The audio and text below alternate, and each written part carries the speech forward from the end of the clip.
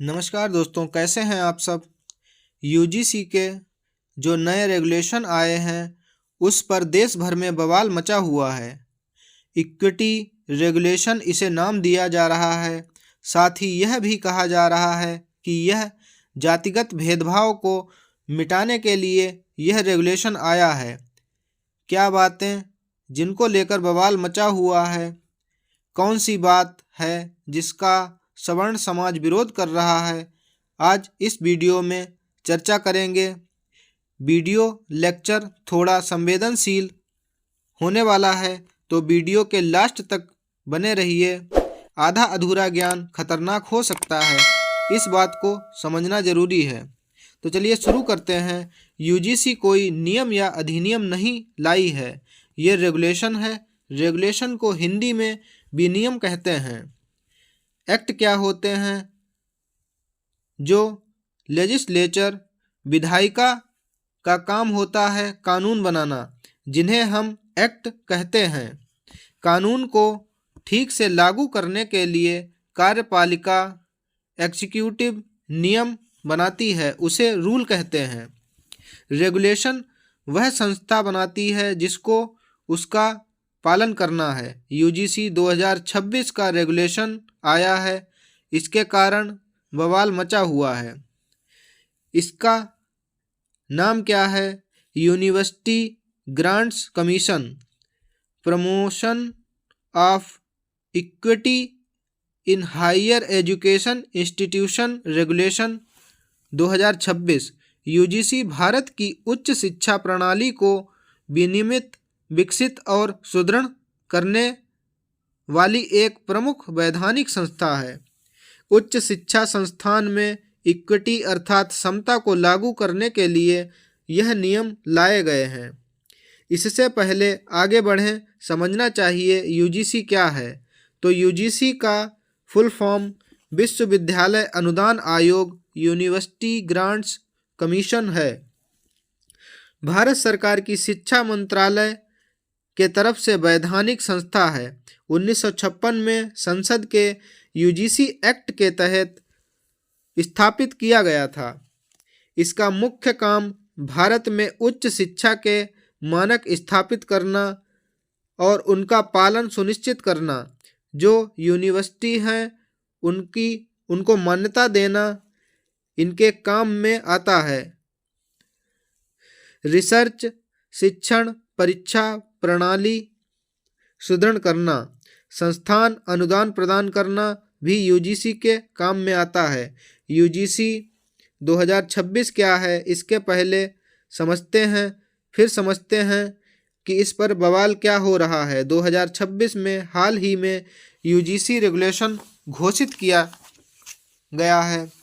जो कोई नया कानून नहीं है, विल नहीं है, रूल नहीं है, ये यूजीसी के विनियम हैं, जिनको आम बोल भाषा में नियम भी कह सकते हैं। भारत के उच्च शिक्षा संस्थानों में जाति, धर्म, वर्ग, लिंग या अन्य पहचान के आधार पर भेदभाव के कई मामले सामने आए हैं। भारत के उच्च शिक्षा संस्थानों में लिंग, मूल वंश, भाषा, समुदाय, जेंडर, कास्ट, रिलीजन, डिस्क्रिमिनेशन, भेदभाव के मामले सामने आते रहे हैं। रोहित वेमुला का मामला व पायल का मामला आपने जरूर सुना होगा। यूजीसी 2012 में भी ऐसे ही रेगुलेशन लेकर आई थी, जो भेदभाव को रोकने में सक्षम नहीं रहा। इसलिए 2026 में वापस रेगुलेशन लेकर आया गया है, जिसके बारे में कहा जा रहा है कि किस प्रकार डिस्क्रिमिनेशन को रोकने के लिए यह रेगुलेशन आया है। इस रेगुलेशन में क्या खास बातें हैं, इस पर चर्चा करेंगे। Number 1, caste discrimination. जाति भेदभाव की परिभाषा को विस्तृत कर दिया गया है। अब एससी, एसटी, ओबीसी सभी को भेदभाव से सुरक्षा मिली है, ऐसा कहा गया है।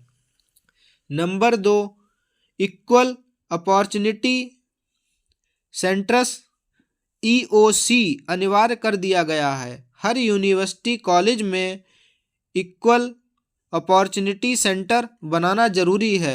इसका मकसद समस्याओं का पहचानना, समाधान करना, साथ ही समर्थन देना। नंबर 3, इक्विटी समिति बनानी पड़ेगी। इस संस्थाओं में इक्विटी कमेटी बनानी होगी जिसमें SC, ST, OBC, PWBD और महिलाओं का प्रतिनिधित्व हो।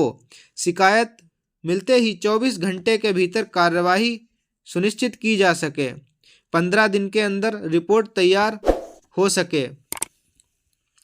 नंबर 4, कंप्लेंट रिड्रेसल, शिकायत निवारण 24 घंटे में ऑनलाइन पोर्टल बनेगा ताकि किसी भी समय शिकायत दर्ज हो सके। नंबर 5, सख्त अकाउंटेबिलिटी, किसी भी भेदभाव मामले में संस्थान के प्रमुख को जिम्मेदार माना जाएगा। अनुपालन न होने पर UGC योजनाओं से वंचित कर दिया जाएगा, डिग्री कार्यक्रम को रोक दिया जाएगा या लिस्ट से नाम हटा दिया जाएगा। ऐसी कार्यवाही की जाएगी। सबसे महत्वपूर्ण बात यह है कि देश में सबसे पहले 2 बड़े कानून लागू हैं। Protection of civil rights act 1955 जो संविधान के आर्टिकल 17 से निकलकर आता है। 1955 से यह कानून लागू है, जिसे 1976 में अस्पृश्यता उन्मूलन अधिनियम जो भेदभाव, छुआछूत आधारित है, जो कास्ट, रिलीजन, कलर, लैंग्वेज किसी भी बेस पर हो सकता है, जिसमें पनिशमेंट भी दी गई है।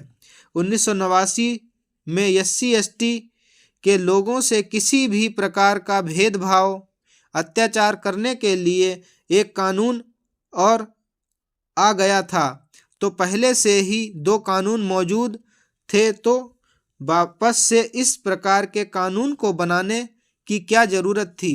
लोग पहले तो इस बारे में बात कर रहे हैं। फिर और भी कुछ बातें हैं जिनसे लोगों को आपत्ति है। कुछ विद्वानों का कहना है कैंपस में ये समान छात्रों को निशाना बनाए जाने को आसान बना देगा। कुछ लोगों का कहना है कि ये विदेशी अवधारणा भारतीय कैंपस पर लागू कर दी गई तो समस्या बढ़ सकती है। आम लोगों को आपत्तियां हैं। जातिगत भेदभाव जो बात है, इसमें SC, ST, OBC को भी शामिल कर दिया गया है। समझिए इस वर्ग में महिलाएं, दिव्यांग लोग, PWBD, SC, ST व OBC हैं, मतलब सिर्फ सामान्य वर्ग को इससे बाहर कर दिया गया है। देखा जा रहा है कि यह वर्ग एक तरफ हो गया है। अब डिस्क्रिमिनेशन सामान्य वर्ग के साथ हो रहा है। जो सामान्य कैटेगरी, अनरिजर्व कैटेगरी के बच्चे हैं, उनके साथ भेदभाव होता हुआ साफ दिखाई पड़ रहा है। इस तरह के भेदभाव के कारण ही इसे काला कानून कहा जा रहा है। एक अंग्रेजों के समय में कानून आया था जिसे रोलेट एक्ट के नाम से जाना जाता है। वो एक काला कानून था। और एक कानून यह है जो कैंपस में भेदभाव को बढ़ाने वाला है। आपको बता दें, जब हम स्कूल में पढ़ते हैं, आप भी स्कूल में पढ़े होंगे, स्कूल में यही नहीं पता चल पाता कि कौन SC है, कौन ST है, कौन OBC है, जब तक उसे कोई स्पेशल स्कॉलरशिप ना मिले। भेदभाव को कैंपस में जगह दी जा रही है।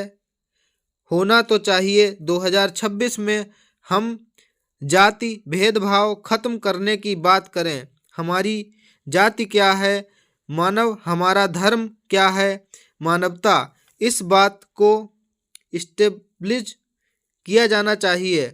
हमारी आइडेंटिटी भारतीय होना चाहिए। इससे परे रेगुलेशन और विल लाकर के देश और समाज को बांटने का काम UGC जैसी संस्थाओं को नहीं करना चाहिए। सरकार को भी यह बात ध्यान में रखनी चाहिए। युवाओं को ऐसे मामलों में उलझाकर ना रखें। यूजीसी पर आप अपनी राय हमें कमेंट सेक्शन में अवश्य दें और बताएं यह कानून कैसा है।